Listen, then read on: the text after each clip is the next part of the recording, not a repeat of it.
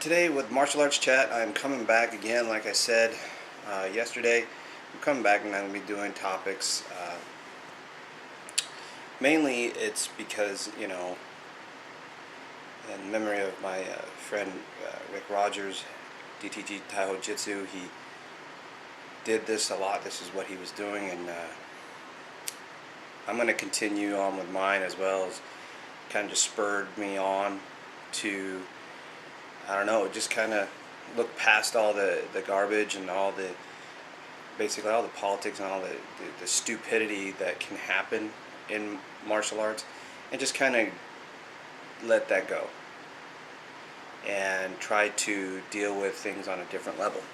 So today I'm going to talk about professionalism in martial arts.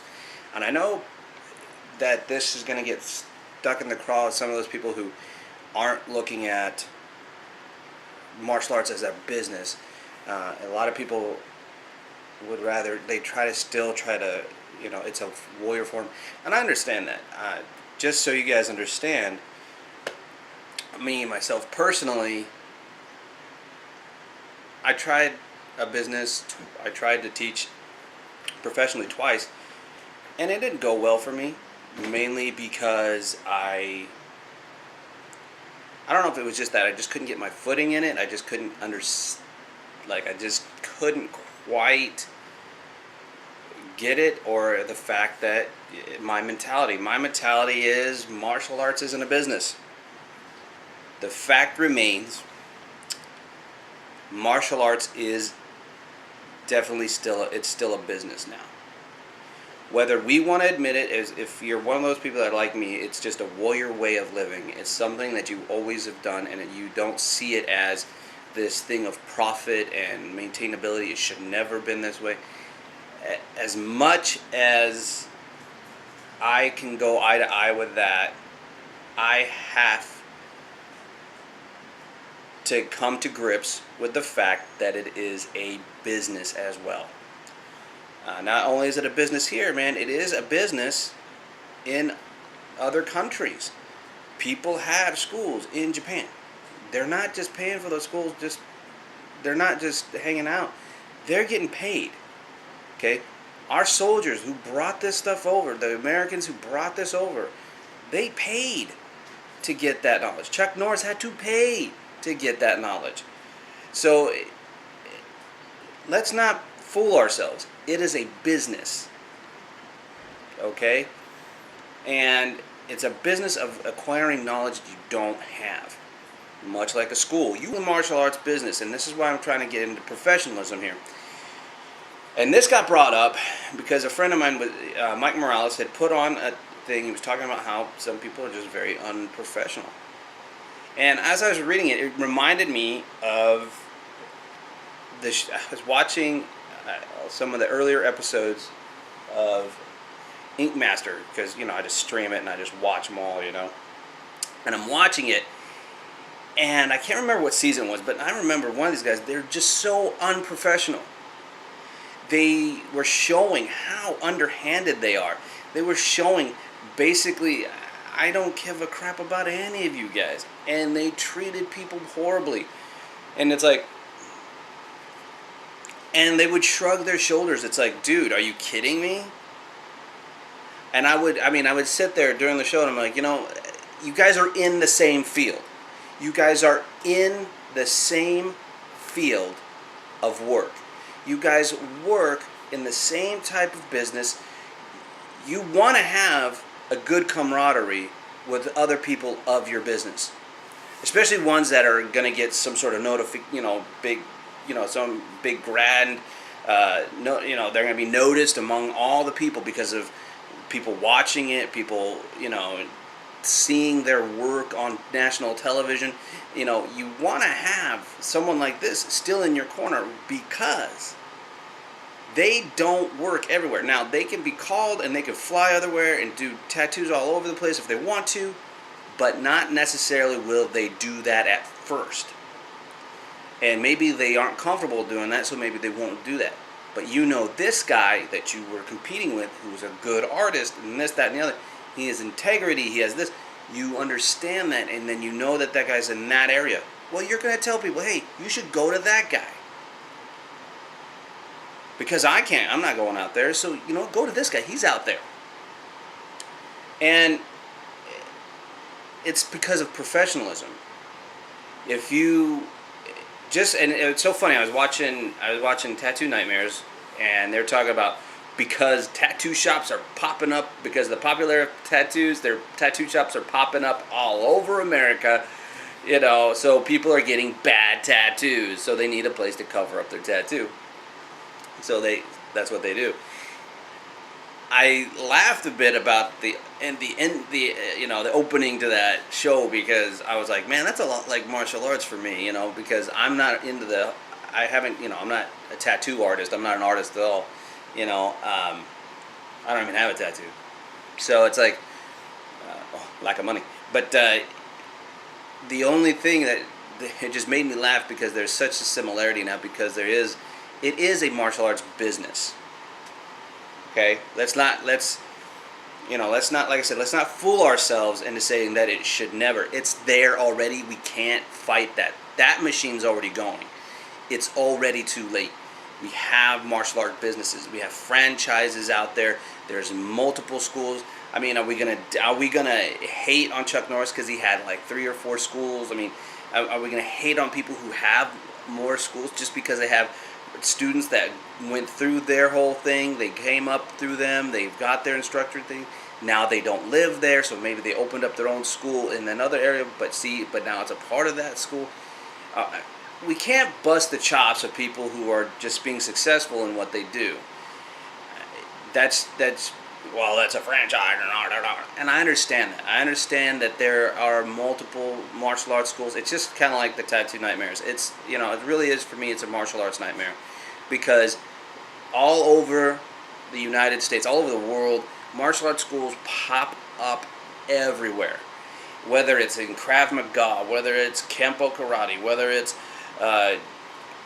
Shotokan Karate, whether it's Okinawan Te, whether it's Goju-Ryu, whether it's Wado-Ryu, Jiu-Jitsu, Aikido, Brazilian Jiu-Jitsu, Muay Thai, blah blah blah, MMA schools, whether it's Taekwondo, whether it's basically any of these varied variations of these schools, that's trying to become an accomplished martial artist, that's trying to become a successful school owner. I'm not going to bust their chops, man. I mean, who doesn't want to do the thing they love for the rest of their life? Everybody wants to do what they love. If you got to work, why not do the thing you love? I mean, let's look at it that way. Let's face facts. That's what a lot of people want to do, and I understand that, and I respect that thought. So I don't really hold it against people of wanting to be successful. Okay, but I say you have to be professional. There's so many people that dog other martial artists. We dog this system, we dog that system, we dog this person, we dog that. I'm just gonna have to say this line, and I was taught this line by a pastor. It was a school of ministry thing that we learned, and and I put this on a comment to that same Facebook page. Just because you put out someone else's light, it doesn't make yours any brighter. We could diss all day long every style that we know. If you do that, but if you're unprofessional about it, they're not going to send anyone your way. They're not going to want to work with you. If you're a person that does seminars, you want to have a good professional relationship, or they will never want you back. And everyone that says, hey, did you guys just have that school? Yeah, okay. How was this person, by the way? Oh, this guy was, he might have had some good knowledge, but honestly got lost in all of his unprofessional attitude. He was this, he was that. I mean, we have to understand, we are going to know people in this business, and it's going to spread out. And now, because it's such a social type media that we have out here, type environment that we have, it will go everywhere. And if you are unprofessional, if you are basically the most difficult person to deal with, and you might not care, but that is on you. if you don't end up getting the business that you want. If you're happy with what you have and you got people who follow you, even if you're a douchebag, that's on you. You can do that. That's on you. You can say, hey, I don't care. These people love the fact that I'm a total douchebag. Well, good for you, because they're the only people who are going to tolerate you. So I guess that's the biggest part of it all. What I try to emphasize is the fact that we need both. We need both. We need the competitive edge, we need the self-defense, and we need to be able to understand that there's a lot of things we have to practice for self-defense that we don't do in competition. But there's a lot of things that we ain't going to learn unless we get into some sort of type of competition to help push our limits a little bit. Even if you have to work with worlds, that's fine. We all have certain rules that we have to deal with. It's called laws when you're a citizen, and you're trying to fight back on something, So there's certain things. Now, is that how it is for everything? No, but I'm not saying that everything's perfect either. So I really take this to the point of, I really stress that being professional in martial arts, because we got to understand it is a business. Whether we want it to be or not, whether you're that camp or not, it is now officially a type of business, okay? To dog someone constantly does not make you any better. And the fact that you're doing it, to me, automatically makes me assume you aren't good enough to let your skill alone hammer that out. That's not enough. You have to try to basically make everyone around you look like garbage. The fact is, guys, if we were not so busy trying to steal people and rather be more, just be a little more sensitive to their needs, maybe you are more of a competitive school. This person wants self-defense. Don't tap on and say, oh, well, we do this, this, this, and this. Don't worry about it. We got you covered. I understand you want to run your business, but that door swings both ways. You could send someone there and say, listen, they're more self-defense orientated. They're going to send someone your way now if they're just the person that goes, well, we want something for our kid that just, we can get something going, a little competition, something that's more like football. Oh, well, this school over here, they do competitions. I just don't do that kind of stuff. Oh, okay, that's cool. Then thanks, man. And, go that way. Let them go. Either that or you're screwing people out of their money, you're making bad investments, and you're telling people things that are basically a lie. If you're not a competitive school, don't be a competitive school. Don't bring people in. If you're a competitive school and not a self-defense school, don't say you're teaching self-defense, because you're not. Be professional and send them to the people that are. Get to know the other schools in your region. Help them understand one another. Try to talk to one another. Become professional individuals. Have a lunch with these guys. Do something to help you basically have a better understanding and understand that, hey, this is the kind of stuff I do. Well, this is the kind of stuff I do. Well, hey, you know what, man? If anyone comes to my school, if they're in this area, I'll let them know to come by your way. Things like that. It's called professional courtesy. These are things that we have not gotten into because we're so competitive in everything in life. I think that's what it is. It's still a competition. I gotta get more money. Everybody's just so selfish and so self-centered. It's like, dude, what if you already have a really big school and you are making money? Well, Chief, the guy that's down there with a smaller school might need the money more than you. Oh, no. I'm going to do everything that I can to screw this person up. Why? Because I want to talk trash about this person. Reason why he has a small school is because he's garbage. He ain't good enough. That, to me, automatically should make you lose people. That's just my point of view. So, that's my plea to the martial arts business owners. So, all I can say, guys, is for martial arts, try to be more professional. There's schools everywhere. You're not going to stop this train. It's never going to stop now. People are getting into schools. With the popularity of mixed martial arts is going to make things go even further.